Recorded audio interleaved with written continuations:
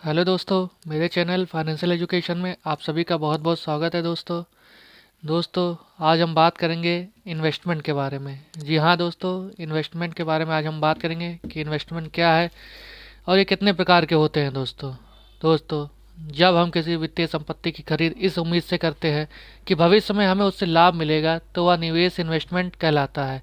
निवेश करना यानी कि अपने पैसे या अन्य महत्वपूर्ण संसाधनों को भविष्य में लाभ प्राप्त करने की इच्छा से आवंटित करना। दोस्तों, निवेश क्या है?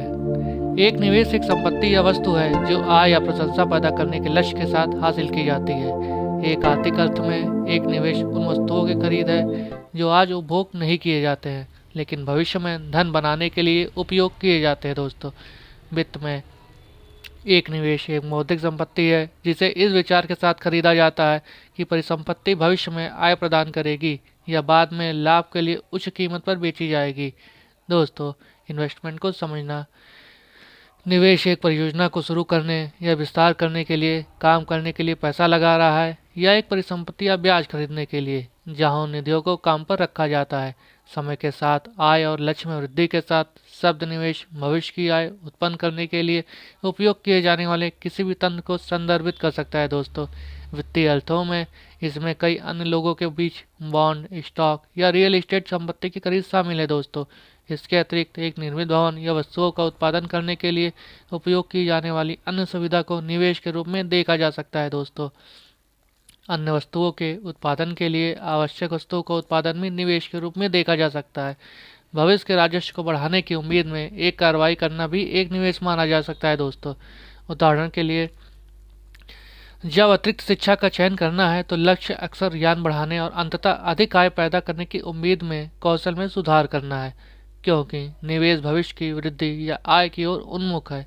ऐसे मामले में निवेश से जुड़ा जोखिम है कि यह बाहर पैन नहीं करता है या कम गिरता है। मिसाल के तौर पर ऐसी कंपनी में निवेश करना जो दिवालिया हो जाना या ऐसी परियोजना जो विफल हो जाए यह वह है जो निवेश को बचत से अलग करता है। दोस्तों, बचत भविष्य के उपयोग के लिए पैसा जमा कर रहा है जो जोखिम में नहीं, जबकि निवेश भविष्य के लाभ के लिए काम करने के लिए पैसा लगा रहा है और कुछ जोखिम को बढ़ाता है।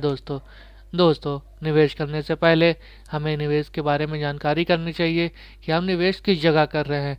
किसी भी कंपनी, किसी भी स्टॉक में कभी भी निवेश करने से पहले उस कंपनी के बारे में जानकारी कर लेना चाहिए। दोस्तों, अब हम समझेंगे इन्वेस्टमेंट, निवेश के प्रकार। दोस्तों, इन्वेस्टमेंट कई प्रकार के होते हैं, जैसे कि ऑटोनोमस इन्वेस्टमेंट। दोस्तों, स्वायत्त निवेश। यह एक ऐसा निवेश है जो आय में वृद्धि या घटाव के साथ नहीं बदलता। स्वायत्त निवेश कहलाता है या संदर्भित करता है उन निवेश को जो घर, सार्वजनिक इमारत, सड़क और अन्य भूमि का रूप व्यवस्था इंफ्रास्ट्रक्चर पर किया जाता है। इस तरह का निवेश आमतौर पर सरकार करती है। दोस्तों, दूसरा, इंड्यूस्ड इन्वेस्टमेंट। इंड्यूस्ड निवेश वह निवेश जो आय इनकम में बदलाव के साथ बदलता रहता है, इंड्यूस्ड निवेश इन्वेस्टमेंट कहलाता है। इस प्रकार का निवेश सकारात्मक रूप से आय के स्तर से जुड़ा हुआ होता है, अर्थात अधिक आय स्रोत के समय अधिक निवेश किया जाता है और कम आय स्रोत के समय कम निवेश किया जाता है। दोस्तों, तीसरा, फाइनेंशियल इन्वेस्टमेंट, वित्तीय निवेश।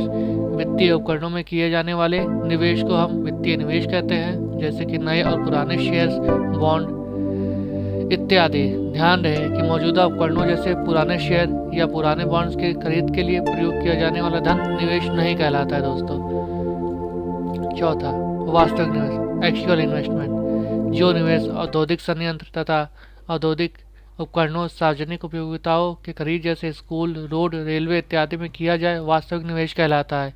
इसका सीधा असर रोजगार सृजन और आर्थिक विकास पर पड़ता है। दोस्तों, पांचवा, प्लान निवेश।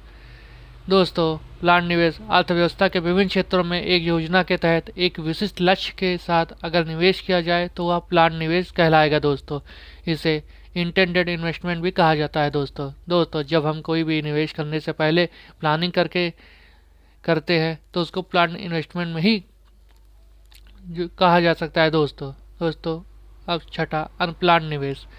जैसे कि नाम से ही स्पष्ट है, ऐसा निवेश जो किसी योजना के साथ न किया जाए अनप्लान्ड निवेश कहलाता है। इस निवेश के अंतर्गत निवेशक का कोई विशेष लक्ष्य हो ऐसा अनिवार्य नहीं होता है दोस्तों। सातवां, टोटल इन्वेस्टमेंट, कुल निवेश। धनराशि का पूरा हिस्सा जो नई संपत्ति के निर्माण में लगाया जाए, जैसे कार्यशाला एवं यंत्र, कारखाना तथा इमारत, कुल निवेश के श्रेणी में आता है दोस्तों इसे टोटल इन्वेस्टमेंट, कुल निवेश कहा जाता है। आठवां, शुद्ध निवेश, नेट इन्वेस्टमेंट। एक निश्चित अवधि के अंतर्गत आमतौर पर 1 साल या उससे अधिक कुल निवेश को अगर कुल पूंजी से हटा दिया जाए तो जो रकम बचेगी उसे सिद्ध निवेश कहा जाएगा दोस्तों। आमतौर पर लोगों को लगता है कि निवेश करना बहुत ही जटिल काम है दोस्तों, परंतु ऐसा नहीं है।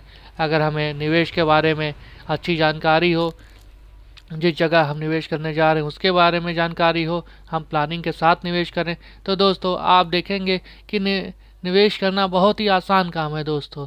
परंतु इसकी सही जानकारी ना होने की वजह से हमको लगता है कि निवेश करना एक पेचीदा काम है दोस्तों। परंतु इसकी सही जानकारी के साथ आप अपने आवश्यकता अनुसार सही जगह निवेश कर सकते हैं दोस्तों आशा करता हूँ कि ये नॉलेज आपको अच्छी लगी होगी।